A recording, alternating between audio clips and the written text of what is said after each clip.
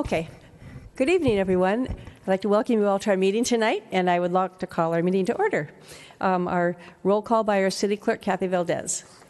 The record shall reflect that all members are present, with the exception of Deputy Mayor Aguilera. Okay, I don't see our pastor here. Pastor Jim Boak, is he here from North Coast Church? No. Don't see him. Okay. So we'll start off with our Pledge of Allegiance by Councilmember Rigby, and if everybody rise, please. Please join me.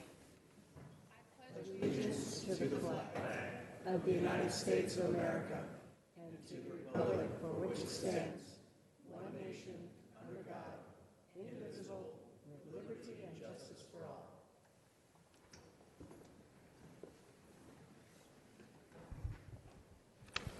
In accordance with the Brown Act, I'd like to announce that as a result of convening simultaneous meetings, the members of the Buenos Sanitation District will receive compensation of $147.75 for the district meeting pursuant to Buenos Sanitation District Ordinance 2006-1.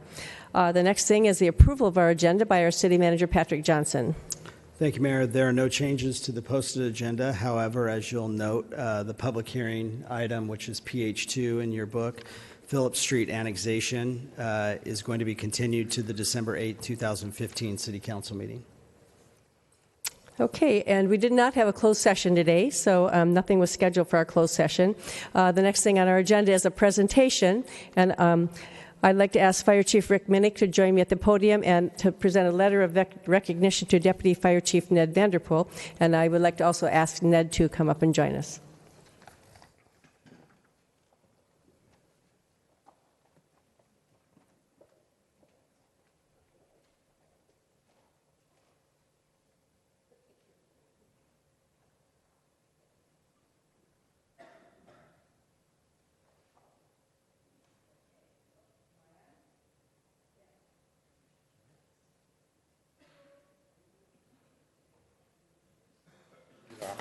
Okay. I'll give this to you. Okay, now I'm on. Okay, so I'm going to read the letter of recognition here, so because it's important. Deputy Chief Ned Vanderpool has successfully completed the National Fire Academy Executive Fire Officer Program. The National Fire Academy is under the Department of Homeland Security, United States Fire Administration. The National Fire Academy's Executive Fire Officer Program provides senior fire officers with a broad perspective on various facets of fire and emergency services administration.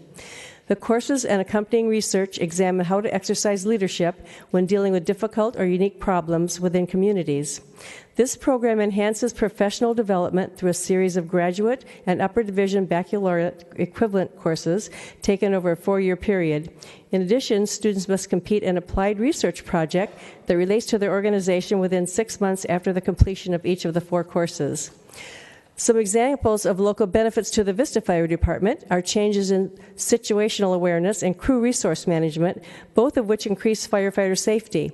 The department has also made changes in new recruitment introduction and family orientation to the organization. Deputy Chief Vanderpool has expanded his network of peers and mentors during his 4 years of training. The Mayor and Vista City Council recognize and congratulate Deputy Chief Ned Vanderpool for completion of the National Fire Academy's Executive Officer Program. And so we'd just like to say how much we appreciate that and his service to our city. So thank you so much.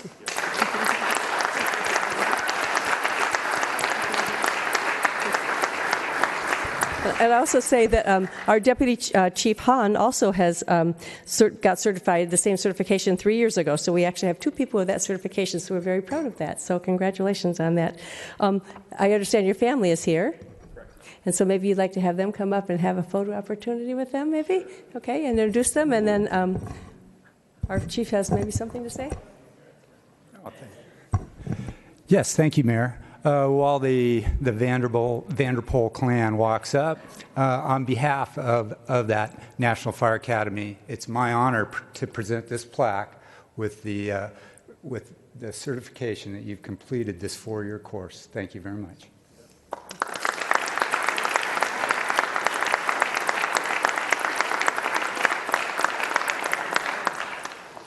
So do you want to go forward? Want to get forward? In front of here or back here?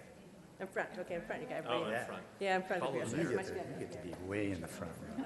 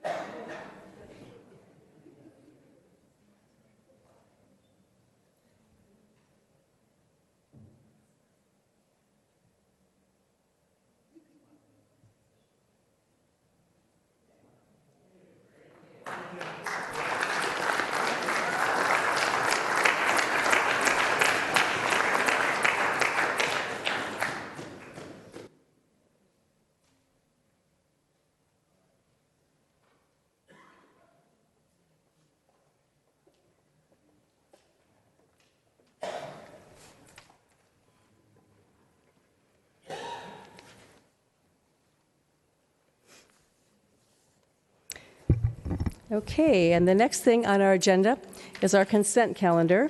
The recommendations on the consent calendar will be enacted in one motion unless an item is removed from the calendar.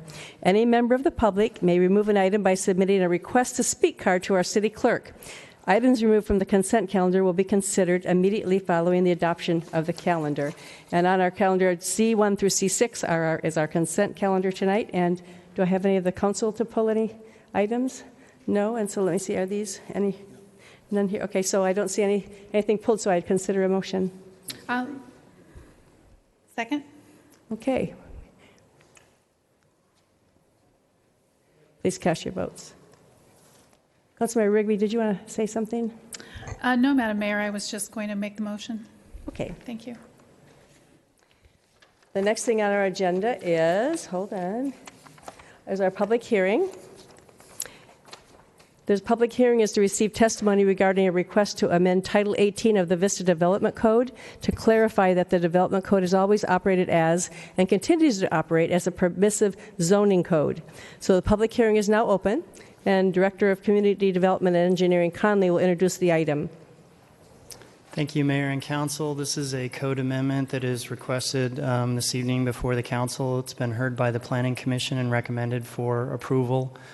The actions include adoption of a negative declaration, which evaluates the environmental impacts of the proposed code amendment, and to change various sections of Title 18, which is our zoning code, to clarify that Vista zoning code is a permissive code. By permissive code, I mean that the uses listed in the code are permitted, and any uses that are not listed in the code are not permitted. There's been some ongoing legal work that the city's undertaken in an effort to address some of the marijuana-related land uses in the city, businesses that are either distributing or selling medical marijuana. And in an effort to address those businesses, we're bringing this code amendment forward to clarify that if that use is not listed within the code as a permitted use, it's outlawed. So the code incorporates some new definitions, or at least the proposed ordinance.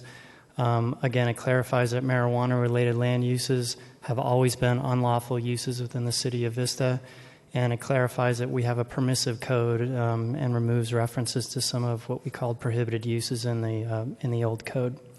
It does not address sales of marijuana that are mobile. So if the council is interested in doing that, that's not included in this code amendment because it only addresses land uses, so fixed land uses themselves. If mobile sales and distribution is something that the council would like us to pursue further, then we would have to come back with another code amendment. So I just wanted to clarify that. And with that, staff's asking that the council adopt the negative declaration and the code amendment to clarify that Vista zoning code is a permissive code. And that completes my presentation. Thank you. Okay, do any of you council members have questions? Oh, I see a couple. Councilmember Rigby. Thank you, Madam Mayor. You had said at the end of your report, Mr. Conley, that mobile sales aren't addressed through this, and that's a loophole. I'm thinking that's a loophole we should probably close because the ordinance will tighten things up, and of course, creative people will find creative ways to get around it. So is that a big issue with this type of business, mobile sales? So the reason mobile sales are not included in the ordinance is because it's focused on land uses, so fixed land uses, businesses that occupy a suite or a location are regulated under the zoning code. Mobile businesses are not. So we could certainly come back with some code amendments to try to address that issue, but we only focused on the fixed land uses with this amendment. With my colleagues' consensus, I would like to have direction for staff to bring back some language for us to review regarding mobile sales. Absolutely. Thank you. I would thank agree you for with your that. report. I would agree with that. With that, I'd like to close the public hearing and move that we approve this item. Okay. Councilmember Franklin. I just wanted to join Councilwoman Rigby in supporting a future ordinance change to prohibit mobile sales. And I want to ask our city attorney again to reevaluate this issue and make sure that, because I know there's a state law change happening, that if we're not ahead of it, I want to make absolutely sure that we have closed all loopholes for the sale of marijuana and medical marijuana until such time as it's prescribed by doctors and issued by the CVS pharmacy. I don't want it sold here in Vista if I've got anything to say about it. So this is so important to me. This is such an unwanted and negative impact on our community to have any of these people operating. It is an unsavory business that brings all kinds of crime associated with it. And I am so very motivated to see us stop all instances of this. So I hope that we'll be very thorough and exhaustive in our examination of codes necessary, and if we can, not only adopt some specific restrictions, but also some broad restrictions that hopefully would give us some ability in the future. So anyway, in the future, I hope we look at that. Thanks. And you seconded that motion, right? Yes. Yes. Okay, Councilmember Campbell? I'm going to take a little bit of a different approach. Many of you know that years ago I actually served on a prevention coalition for alcohol, tobacco, and other drugs in North County. So I've evaluated the medical marijuana issue very thoroughly over the past 12 or 13 years. Personally, I don't believe that the negative statements that you've heard from my council colleagues tonight hold true to a full extent.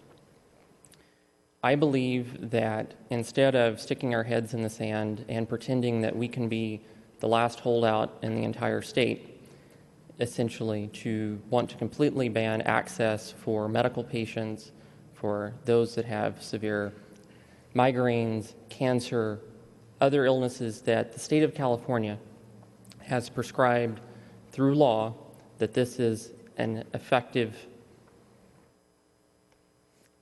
I wouldn't say medication, but an effective relief of those ailments that the people of the state of California, not the state legislature, approved. I'm here to serve the people of not only this on one side of the issue, but of the entire community. And I know based on polling data, not only for the state, our region, but specifically this city, of the registered voters, that this is an issue that people feel very strongly about, that those that need access to this have access. The only way to do that in a way that limits the negative externalities of the issues that Councilmember Franklin talked about is by not forcing these collaboratives and other groups underground, back alleys, and storefronts that are unmarked and unnamed, that we close one, another two open up. We spend hundreds of thousands of dollars of your tax dollars on this issue to get nowhere farther along than we were a year ago or 2 years ago. So I'm not opposed to regulation. I think that we need to actually adopt sensible regulations like the city of San Diego and the county of San Diego, which spent millions of dollars fighting the state on this issue for years, have done. I believe that it's a pragmatic approach. It's not something that I'm saying I'm supportive of this issue. What I'm saying is at some point we have to be good stewards not only of the tax dollars, but of our community that we represent, even though it may go against my personal opinion or my council colleagues' personal opinion. We're not here to force our viewpoint on you. We're here to do what's right for our community and do it in the best way possible. And trying to say we just don't want it is not going to work. The city attorney may disagree with me on this, but I think trying to ban mobile sales from business locations from outside the city, delivering into the city, is a slippery legal slope that will almost certainly see a state challenge either in the courts or through the legislature, which will drag us into another protracted legal issue. And I don't know about you, but I feel that we have more important causes in the city to spend our money on than fighting an issue that we will lose either next year, the following year, but in sometime very soon. So I'm going to be voting no on this issue and any potential future issue that seeks to regulate this in such a way that is untainable in the long run. I'm going to jump in here because I absolutely disagree with you. And my sister actually passed away from cancer, and she actually had access to those through her doctor and through the pharmacy to pills, marijuana pills. And so that is a legal way to do it. If you really need it, you can go through your doctor and get that. So I absolutely agree with that. I agree with my other two colleagues, and I see they have their buttons pushed, and I'll do Councilmember Rigby. We'll go put you on again here. Thank you, Madam Mayor. I appreciate my colleagues' comments on this. The issue of medical marijuana isn't a personal opinion or preference. I also have known many friends who have used it to their benefit, but have obtained it through their physicians. Like every other medicine that we have in this country, if your doctor prescribes it, you get it through a licensed pharmacy. You shouldn't have to go buy it out of someone's mobile car or a storefront that moves around and around. So the proposition that the people of California passed years ago was just an effort to get the camel's nose in the tent, so to speak, to make it as they do in, I think it's Colorado and Washington, that have recreational use of marijuana. One of the things that I consider on this issue is the federal government, and I had a conversation in San Jose recently. I reported on the league conference that I attended with the assistant city manager, and I had a conversation with one of our state senators about this very issue. And when is the federal government going to step in and regulate medical use of marijuana like they do every other form of medicine? And the federal government, although turns a blind eye, because according to the federal law, medical use of marijuana or use of marijuana is illegal on the federal law, they turn a blind eye to the states that have allowed it and cities that have allowed it. But what they haven't done is they have not changed their laws regarding banking and financial issues. And this whole situation is actually a public safety issue, is how I look at it. When you have businesses that are not allowed under federal law to have bank accounts and have a place to put their money, they're rotating their high volumes of cash different places throughout the day. That's a danger to our public safety and to our streets, as we had evidence here before. So that's an issue that we need to get the federal government on. We do have state legislators who are working with the federal government to figure out, is this medical marijuana? And as the mayor said, there is medical marijuana that you get from your doctors that come in pill form. They've been processed to not have the same effects as recreational marijuana. So I think there are some other considerations that we want to look out for, and as the council members that you elected us, to look out for public safety and for the city. And I do trust, we asked for the city attorney to come back with language on different things, and I trust that our esteemed colleague, city attorney, will come back with language and give us the direction that we need so that we avoid some of the problems that my colleague might have mentioned. But there is a way to do medical marijuana and to help the people who need the help, but not to open up our streets to some unsavory characters and bad behavior, etc. So I think that the future for this particular endeavor is unknown, and you maybe see the handwriting on the wall, but until that happens, we have to look out for the best interest of our citizens and our streets, and what's happening with medical marijuana, so to speak, is not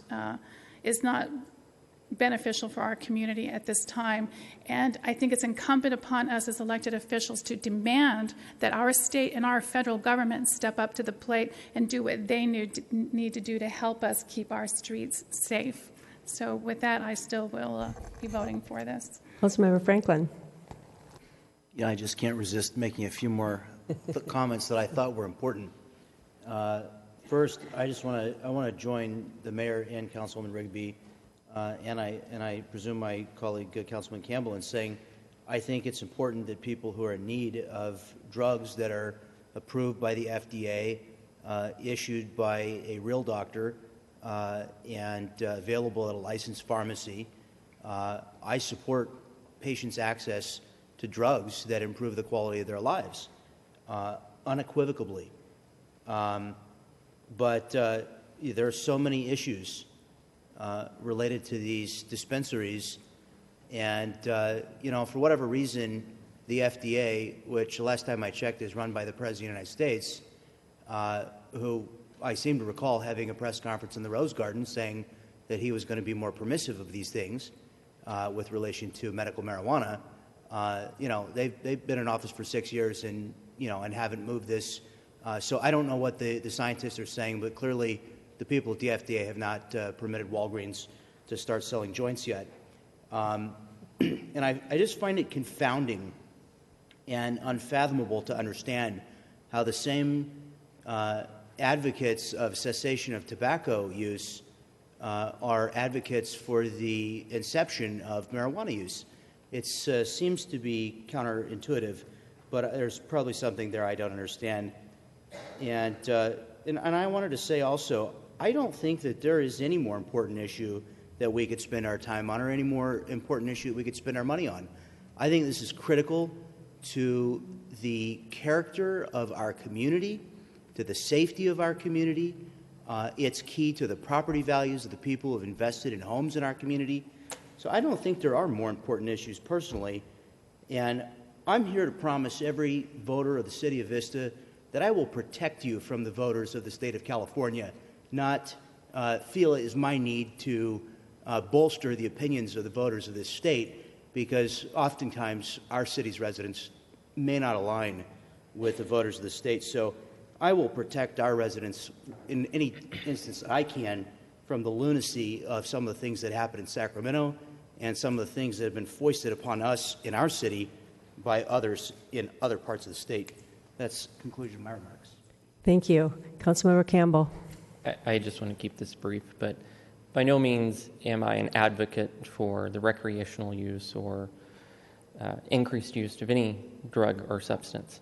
The one thing that I would like to point out is that the City of Vista, my council colleagues and the council has approved many additional off-site sales of alcohol, which I don't know if any of you agree or not, but scientific studies time and time again show that alcohol is a much more dangerous substance health-wise and addictive for alcoholics. So this is a complex issue. It's not a simple black and white issue that you can say yes or no specifically to.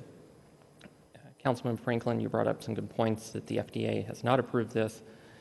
It probably won't for many years. Congress needs to take action on that item for the purpose of research. As we know, getting something through Congress is somewhat challenging. So I just want to make it clear, this is not something that I think that we need to go the direction of Colorado or Washington on, but it also is something that we can't stick our heads in the sand and pretend isn't a changing and ever dynamic situation that impacts our city. And just finally, to address Councilmember Franklin's comments that he will stand up for the voters of Vista, which I applaud. However, when I took office, I took an oath that said I'll uphold the laws of the state of California and the Constitution of California. Whatever that law is that the people of the state of California pass, I swore an oath to uphold it, whether I agree or disagree. So this is an item that I feel that we're trying to subvert that wish of the people of the state, and not only at that time, but it's even a stronger held opinion today than it was when that proposition was passed. So I'm going to represent the constituents that I feel in this city are the majority and vote no on this. So at this time, I would call for the question, if we may. Okay.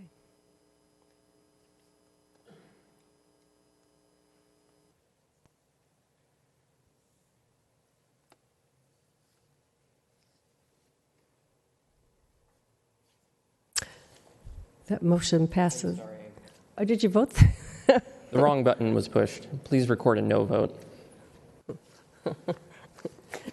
Oh, I thought maybe you changed your mind all of a sudden. Wait a minute. We listened to our arguments.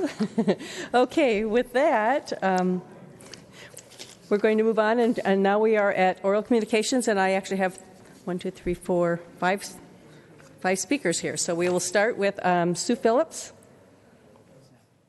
Oh, Sam Phillips. I'm sorry. Get my glasses on here. Sorry, Sam. I just wanted to... Sorry about that. There you go. Madam Mayor, council members. Saturday the 31st at the Old Shoe Repair, we are doing a Back Fence Society art show. It is part of our Littering is for Losers campaign. It's all made out of trash that was picked up in the city of Vista, and they decorated the Old Shoe Repair. It'll be Halloween from 6 to 10, so if anyone would like to come by, there's food, drinks, live music, stuff like that, and just support for the community. That's all. Thank you. Thank you. Mac Bunderpaw?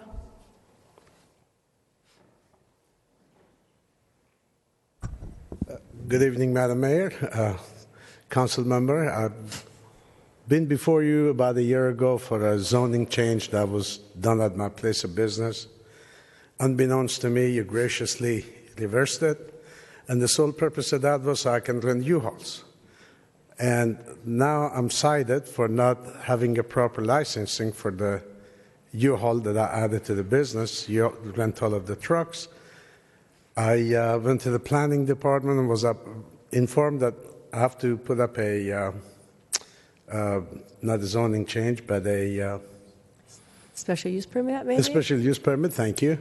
And so anyway, in the last 5 months, I was semi-closed due to the construction in my corner.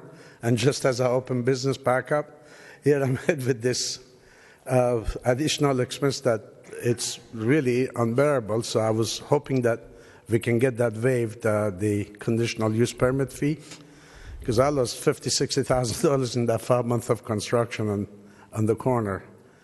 So anyway, that's my request. I know you folks are going to look into it and give me an answer at a later time. Thank you. Thank you. The next speaker is Steve, is it Fashing?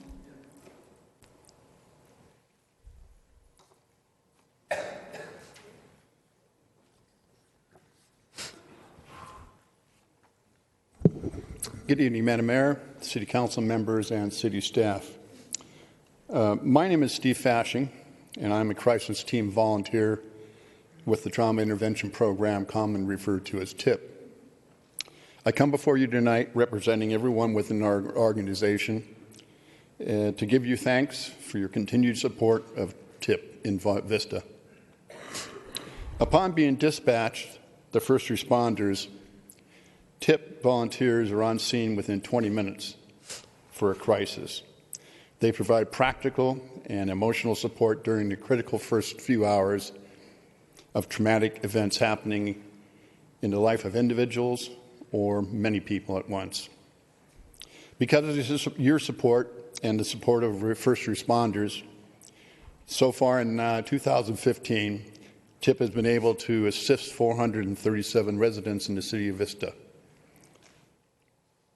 We have also provided direct support for the students and staff, teachers of numerous Vista schools in emergency situations. Additionally, TIP volunteers being on the scene has allowed 334 first responders in the city of Vista to get back to duty in a lot sooner fashion, while being assured that the citizen they're leaving is in good hands. So on behalf of TIP and myself personally, I want to extend a very warm thank you very much for our support. Thank you, sir. We appreciate what you do. Our next speaker is J.C. Wynn.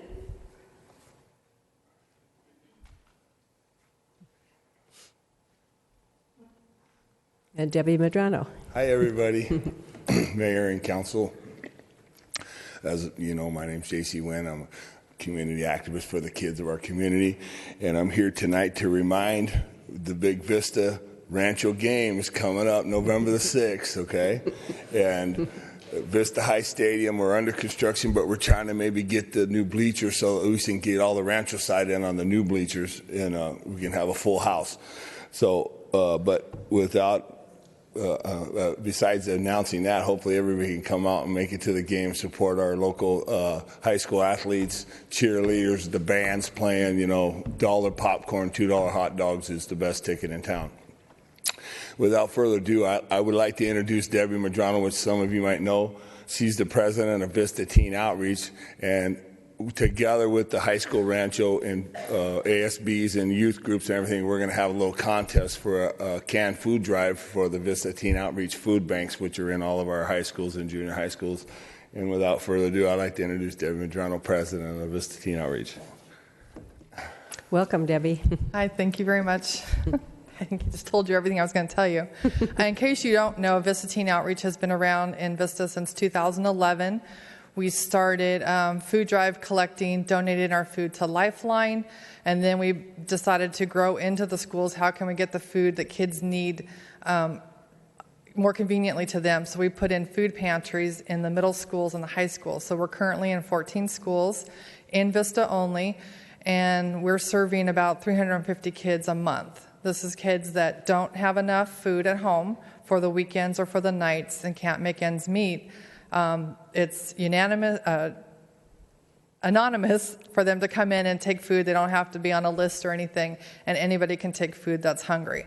So what JC had encouraged me to be here to tell you that we are having a competition for the big football game. Both schools are going to be running a food drive the whole week leading up to the game on November 6th. So we just want the community to rally together. I'm glad to see so many high school kids here. So Vista High and RBV will be running a week-long food drive, and the culmination and the winner will be announced at the football game on November 6th. And what kind of canned goods do you look for? Well, non-perishables and no vegetables. We can't get kids to take vegetables. So we VistaTeenOutreach.org is our website, and that has our list on there of what we're looking for. Okay, thank you so much. Thank you. And that is all of our speakers. So with that, I'll go to our announcements. I'll do announcements first, and then I'll pass it on here. So let's see. Friday is Free Find Day at the Vista Library on October 30th. That's this Friday. You can return your books, DVDs, or other overdue materials, and the county will remove the late fees. So if you have any overdue books that are kind of hanging out, turn them in on Friday. There's still time to register for the Rancho Buena Vista Spirits of the Adobe tour this Friday and Saturday, both. Register online at vistarecreation.com. So, it's kind of, at the Adobe, there are spirits in there, especially around Halloween. So it may be kind of a fun thing to go do.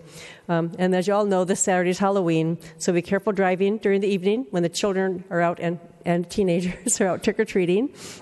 We posted safety tips from our Vista Sheriff's Office on our website to help keep you and your little ones safe this weekend. And I will turn that. Then I'll go down and Councilmember Rigby. I'll see any announcements that you have. I just want to say thank you to everyone who came out tonight, and thank you to staff always for the great job that you do for us and for the city. Thank you. Councilmember Franklin? I would second Councilwoman Rigby's thoughts, and congratulations again to our fire department for the good things that they're doing, not only with the executive training, but also with the accreditation process that they're undertaking. Yeah, congratulations to them. Councilmember Campbell. I would just remark that since the last meeting, I actually attended the International Tribute Awards Gala honoring Congressman Juan Vargas for his work creating a stronger border region for San Diego County and Baja for international trade and commerce, and there's some exciting things going on there that should hopefully over the next couple of years actually help Vista businesses increase their opportunity for regional international trade. And then this morning I attended with the Director of Public Works a workshop on AB 1826, which is the mandatory commercial organics waste recycling law that will actually be having an agenda item come back at our next meeting about. Okay, I had one other thing I was going to let you know. Sandag, the Board of Directors approved $3.7 million in funding it was a grant from the California Active Transportation Program, Cycle 2 funding, which is for our Phase 2 of our South Santa Fe. So it was at the Board of Directors last week, and they approved it. So I was happy I didn't even have to fight for it. They all voted for it. So, and then one other thing I see on this paper I have, it says daylight savings time ends this weekend on Sunday, November 1st, actually at midnight. So as we move back to standard time, the Vista Fire Department is reminding residents to test their smoke alarms and their carbon monoxide detectors. Residents should check that they are working correctly and replace the batteries if they're more than 1 year old. Do we gain or lose sleep this weekend? Fall back. Fall back. Does that mean lose it? So we're going to be tired next week? Great, okay. Now we'll turn over to our city manager, Patrick Johnson, and he has announcements. I just have one, and I do want to echo what the council said and congratulate Ned Vanderpool, our deputy chief, for his executive fire officer certification. So thank you. Yeah. How about our city attorney? Nothing this evening, thank you, Mayor. Any city clerk? Assistant city clerk? No? Okay. So with that, if nothing else, I'll call us adjourned.